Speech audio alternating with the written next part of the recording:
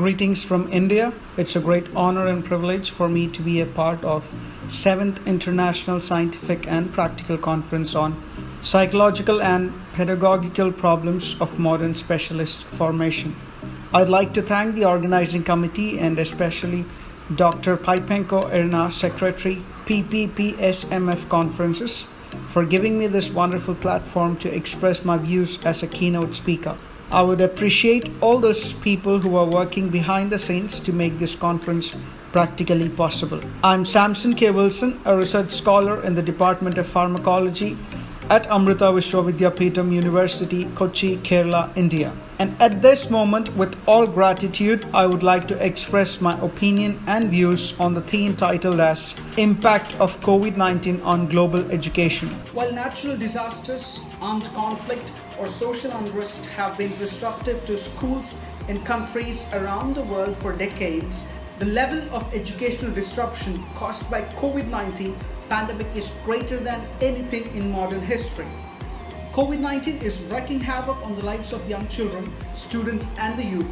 The disruption of societies and economies caused by the pandemic is aggravating the pre-existing global education and is impacting the education sector in an unprecedented ways. At the peak of school closures in April 2020, 90 to 95% of students, or 1.6 billion children, were out of school worldwide, and still around 700 million students today are studying from home.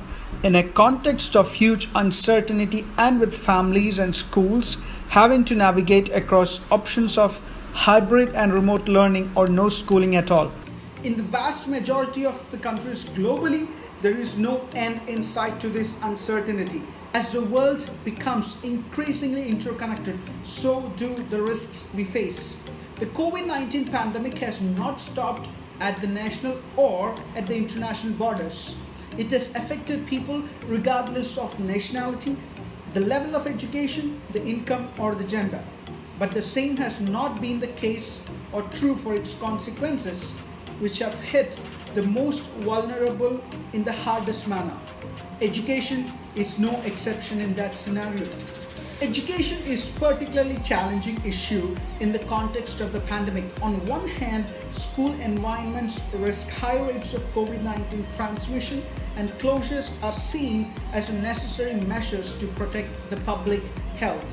On the other hand, the linkages between schools and children's health, safety, and life prospects are considered also to be significant.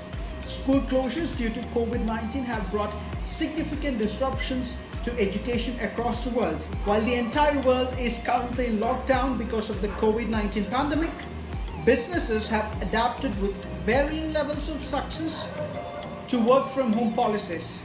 The education sector is facing unprecedented challenges and needs to adapt and find solutions to keep the children motivated and in their route towards learning. How will the education sector and the educators deal to overcome these challenges? How will the children continue to learn even as school by necessity becomes a digital space? Let's have a look around at what's the impact of COVID-19. The school-going children are naturally the worst affected educational sector stakeholders. For pupils, the lockdown doesn't just mean reduced cash flow or a professional setback, it represents an interruption to their learning journey. And in the case of dropouts, it was the final straw for at-risk children who struggles to get an education at the best of times. What this means is, for millions of students worldwide, the lockdown has brought all education to a complete halt. On the other hand, a minority of students attending urban private schools are seeing their education continue through their standard digital platforms. Children below the age of 18 years do need parent support to do their basic stuff. Even then, their learning experience is considered below par. With schools already online for a few weeks or from a few months, there's enough data to suggest online school can help children of all age groups, but is not an alternative to the brick and mortar schools. To ensure the continuity of education despite the lockdown, higher educational institutions have sought to use technology and offer online classes on learning experiences as a substitute for the in-class time. However, many universities struggled and lacked the experience and time they needed to consider new ways to deliver the instructions and the assignments. Examinations were also affected, causing disruptions to students' learning trajectories and progression.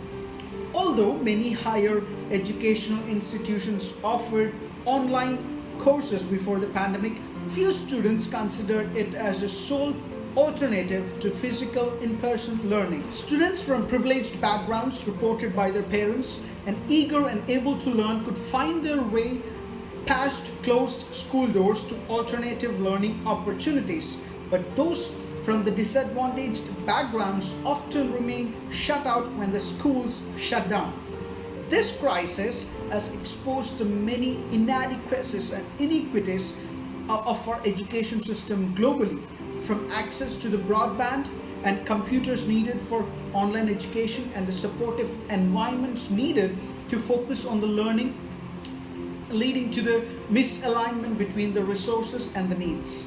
The lockdowns in respect to COVID-19 have interrupted the conventional schooling with global closures in most of the countries, the majority lasting at least 10 weeks to 12 weeks, 6 months also, while the educational community have made concerted efforts to maintain learning continuity in this period.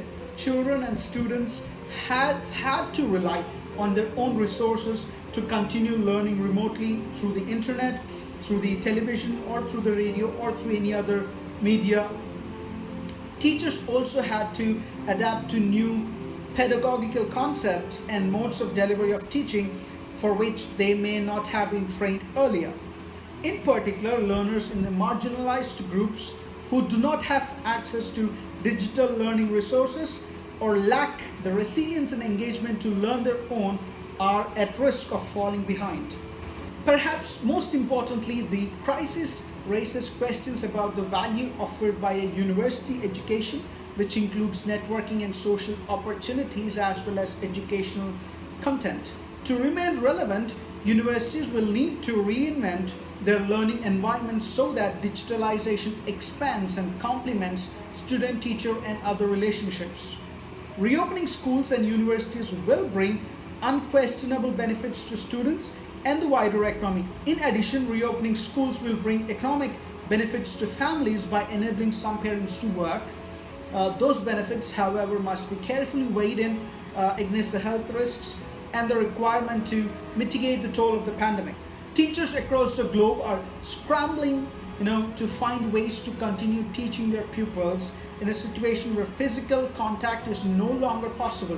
Again, class and social divides play a big role in determining how successful teachers are in teaching school children during the pandemic. Teachers at a premier private schools are tech savvy, so they have access to internet at home as well as other digital infrastructure required to craft and share course material.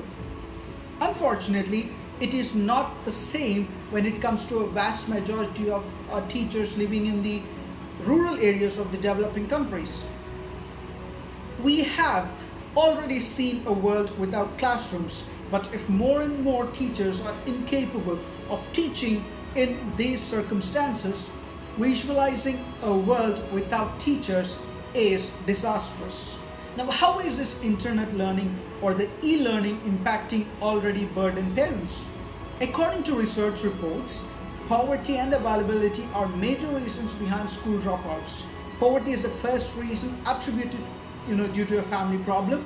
Children who go to school are unable to help their parents out in their businesses or their shop or at their home.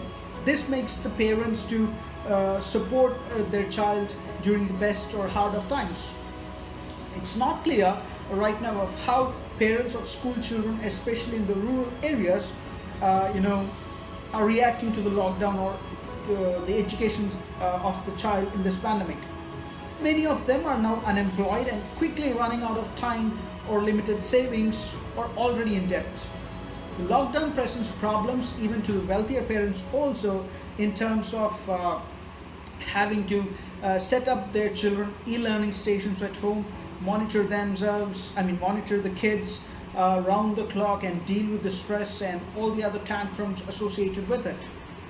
School owners are going to see a major cash flow crunch because of this lockdown situation, and many schools, especially daycare operative facilities with a monthly fee structure, schools with the monthly fee structures, if this lockdown or if this pandemic continues to increase, these payments will dry up. However, expenses including rent, salaries, and all the other costs associated with running a school will stay the same.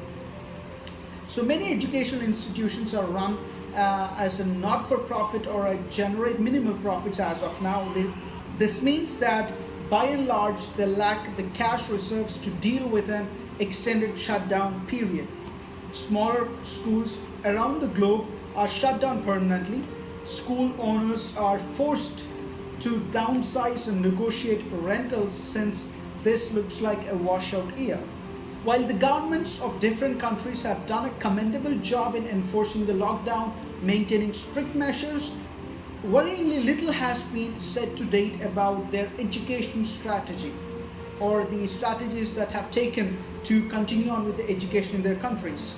The governments are taking time to deliberate on a strategy, hence getting a clear idea of what it is planning or what it could do to help educators and school owners around the country. Last but not the least, an important point to remember: urgent and effective action is required to quell the impact of COVID-19 on the education globally. And we all together, let's play our roles, let's play our parts, because unity is strength, and let's defeat this COVID-19 pandemic in a collaborative manner. This is Samson signing off. I would like to once again extend my gratitude to all the organizing committee for giving me this time. Stay safe, stay healthy, protect yourself from COVID. Do follow all the protocols and regulations.